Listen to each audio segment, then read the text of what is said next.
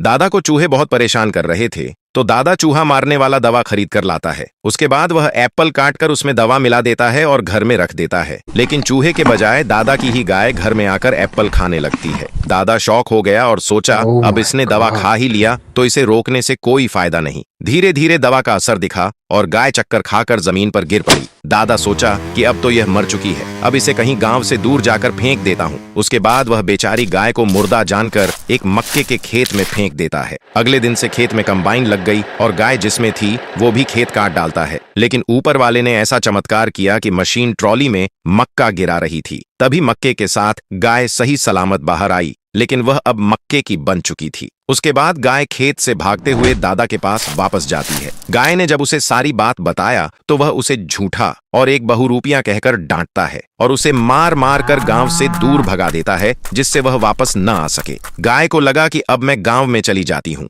क्योंकि गांव के लोग बहुत दयालु होते हैं। लेकिन गांव के लोगों ने मक्के की गाय पहली बार देखा और वे लोग डर गए थे। गांव वालों ने एक मीटिंग किया और गाय को रहने के लिए घर बनाने का पैसा इकट्ठा किया। फिर गाय का घर बनाने के लिए सबने अपना अपना हाथ बटाया और घर बनकर तैयार हो गया। उसके बाद राजा की तरह गाय का स्वागत करते हुए घर में लाए। फिर सभी मिलकर रहने लगे। लेकिन सुबह होते ही गाय ढेर सारा मक्का देकर गांव वालों को अमीर बना दिया। गांव में मक्का रखने के लिए जगह नहीं बचा था, इसलिए उसे बेचने का फैसला किया। फिर उसी गांव में मक्का खरीदने के लिए दुनिया का सबसे अमीर आदमी आया। मक्का बेचने के बाद गांव वालों ने मिलकर उसी गांव को एक टूरिस्ट प्लेस बना दिया। यह न्यूज तेजी से फैल गया और दादा गाय को वापस लाने का इरादा कर लेता है। उसके बाद गांव वाले उसे दौड़ाते ही रह गए और दादा गाय को जबरदस्ती उठा लाया। गाय बोली, आप लोग लाइक सब्सक्राइब करके कमेंट में बताओ कि मुझे दादा के पास रहना सही है या गलत।